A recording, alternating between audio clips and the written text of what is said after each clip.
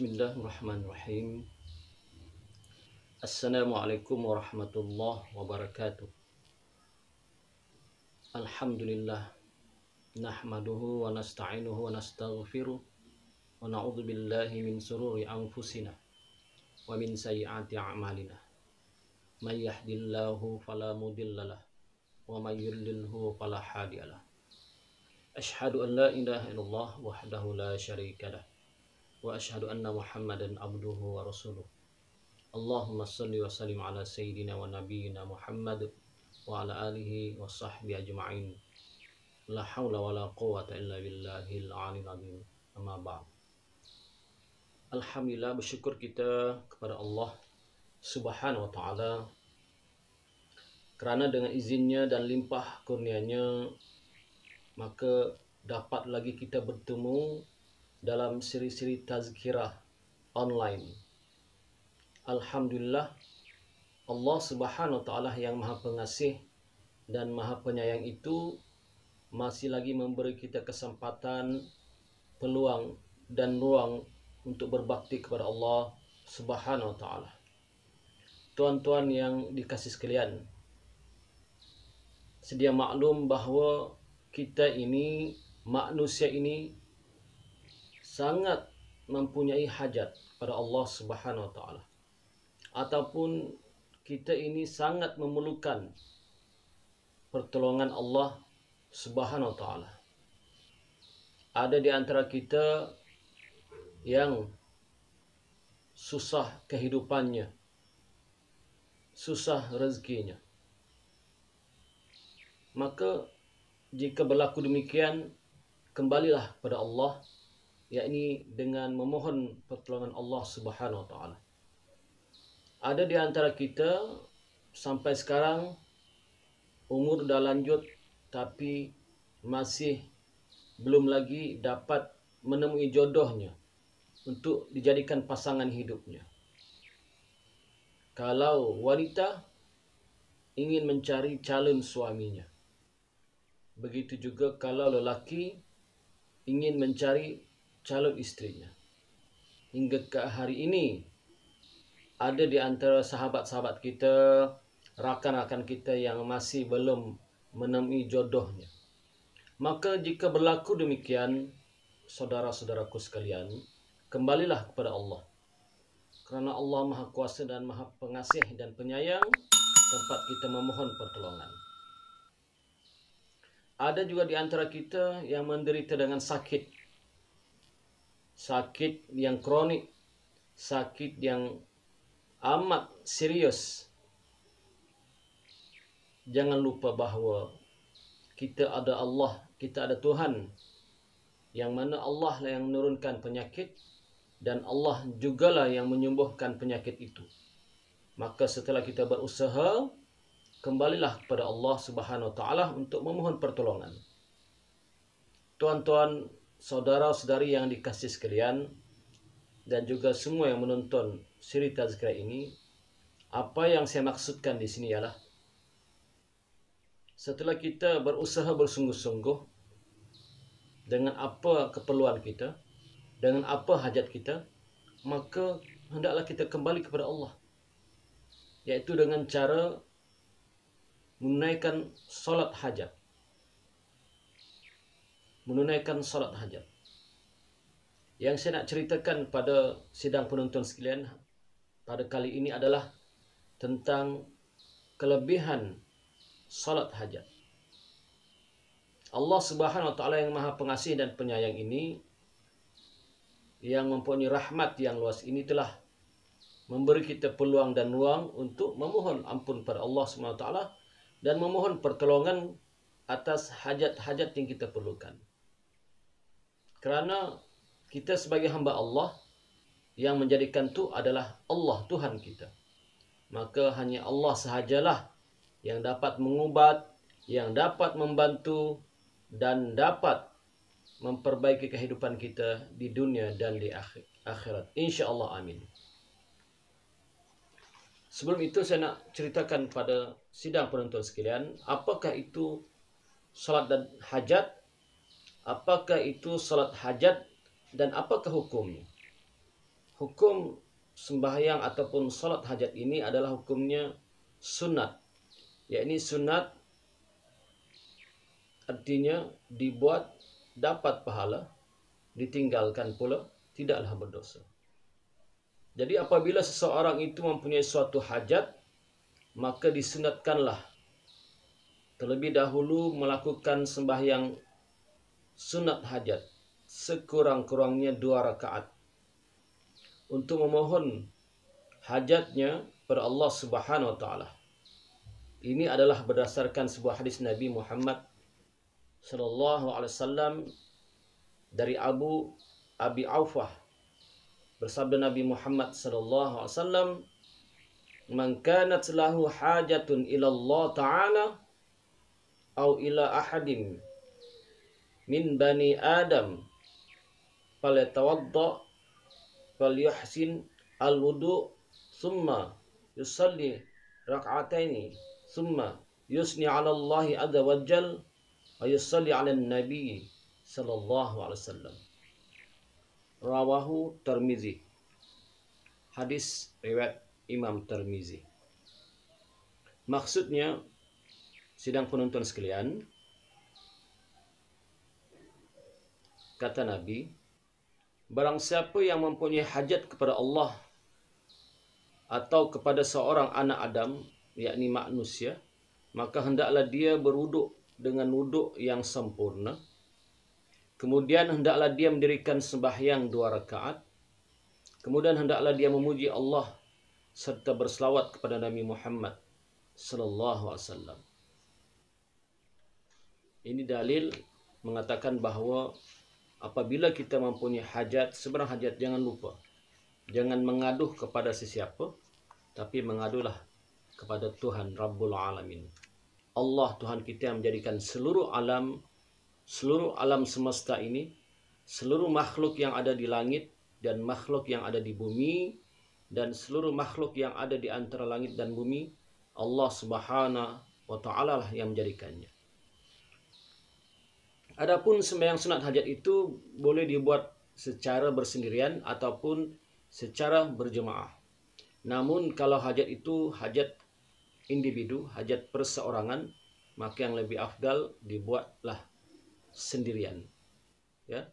Tetapi kalau hajat itu berupa hajat berkumpulan, hajat berjemaah, hajat masyarakat, hajat kampung, ya, seperti ingin supaya Allah Subhanahu wa taala turunkan hujan, maka lebih afdal sembahyang sunat hajat secara berjemaah. Jadi bilakah masa yang sesuai untuk kita menunaikan solat hajat ini? Masa yang paling sesuai kata ulama ialah pada waktu sunyi sepi, yaitu pada waktu malam, lebih-lebih lagi pada waktu sepertiga malam yang akhir. Ini saat yang paling ijabah, yang paling makbul doa. Hadis Imam Muslim daripada Jabir radhiyallahu anhu berkata bahawa pada tiap-tiap malam ada satu saat yang sangat mustajab. Barang siapa yang berdoa tepat pada saat itu, yang memohon kebajikan dunia, semasa hendak tidur hendaklah membaca suratul Kahfi ayat 107 dan 110. Apabila terjaga daripada tidur, maka itulah saat yang mustajab, yakni ijabah segala doanya. Walaupun begitu, tidak terdapat pun di dalam kitab-kitab fiqh dan kitab-kitab yang lain menentukan hari dan waktu yang khusus untuk mengerjakan sembahyang hajat.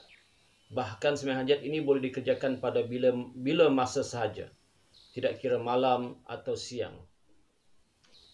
Bagaimana ke lafaz untuk menunaikan sembahyang hajat ini? Lafaz niatnya adalah usalli sunnatan hajat raka'ataini lillahi ta'ala. Usalli sunnatal hajat raka'ataini lillahi ta'ala. Artinya, sahaja aku sembahyang sunat hajat 2 rakaat kerana Allah Ta'ala. Kalau makmum, lafaz niatnya ialah usalli sunnatal hajat raka'ataini ma'muman lillahi ta'ala. saja aku sembahyang sunat hajat 2 rakaat menjadi makmum kerana Allah Ta'ala. Sidang penonton sekalian, sebenarnya banyak kaedah yang ditulis oleh para alim ulama tentang sembahyang sunat hajat ini. Berbagai-bagai kaedah untuk menunaikan solat hajat. Tetapi semua itu tiada masalah kerana jumlah rakaatnya, bacaannya, rukun-rukun sembahyangnya semua betul. Ya. Cuma yang berbezanya adalah amalan-amalan wirid, doa dan sebagainya. Sekurang-kurangnya kata para alim ulama, sembahyang sunat hajat itu 2 rakaat yang lebih afdal dikerjakan pada waktu malam dan juga sepertiga malam, dan juga boleh dikerjakan pada bila-bila masa sekalipun.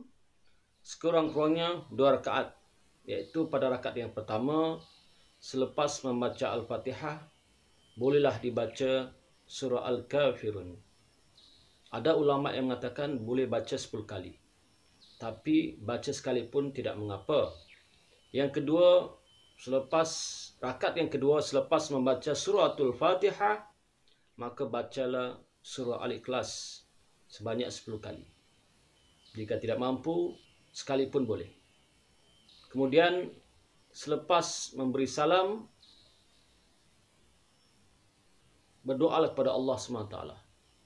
Memohon hajatlah kepada Allah SWT supaya dikabulkan hajat kita.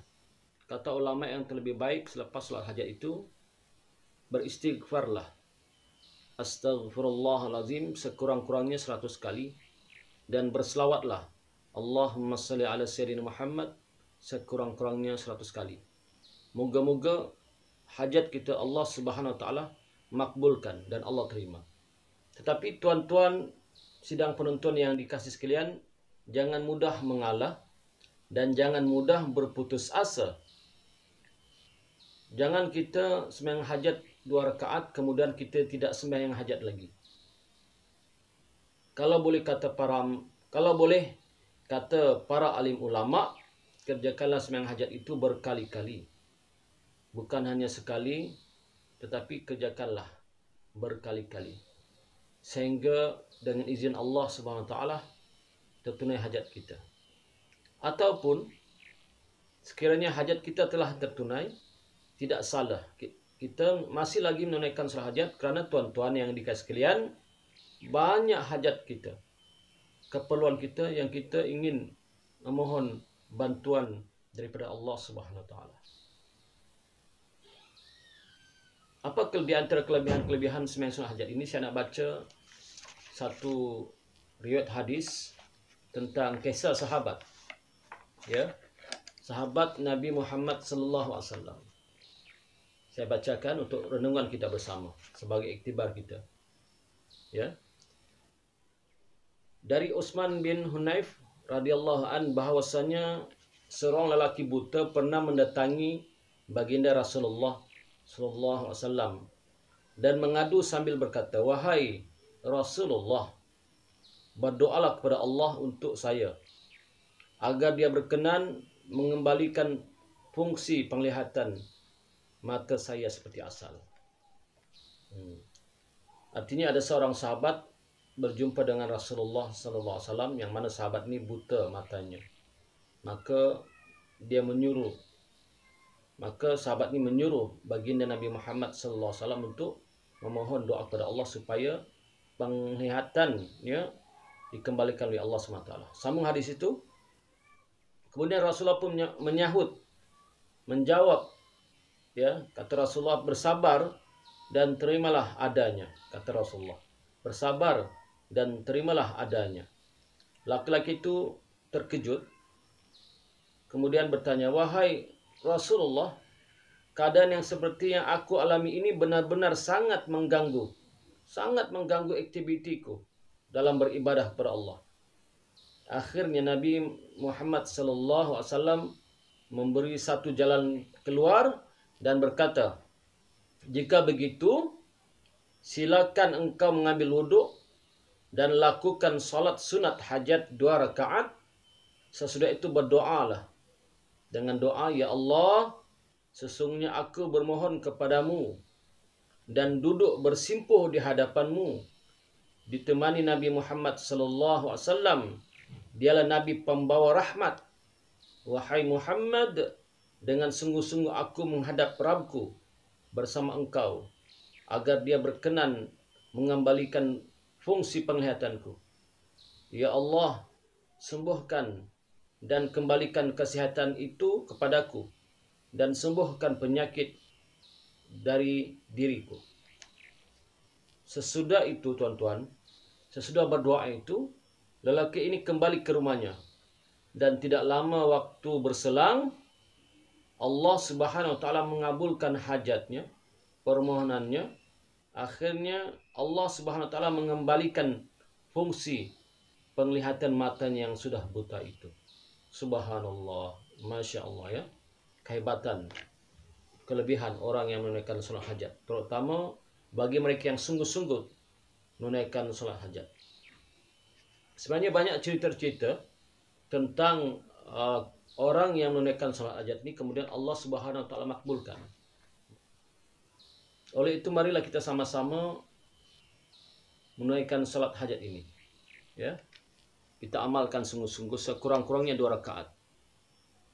Yang terbaiknya kata ulama sehingga 12 rakaat. Tetapi jika tak mampu, maka 2 rakaat pun memadai. InsyaAllah Allah Subhanahu wa taala yang Maha Pengasih dan Maha Penyayang, yang memahami ya hamba-hambanya ini yang meminta pertolongan. InsyaAllah yakinlah Allah yang Maha Lembut, yang Maha Pengasih dan Penyayang itu akan mengkabulkan doa kita. Moga-moga kita selamat di dunia dan selamat di akhirat.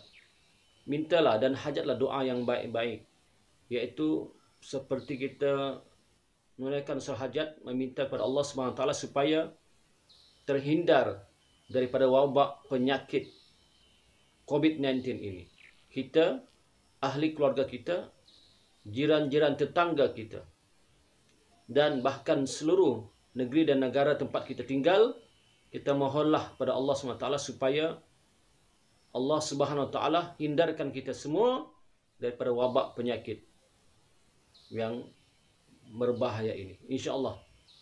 Setakat itu sajalah tazkirah kita pada kali ini.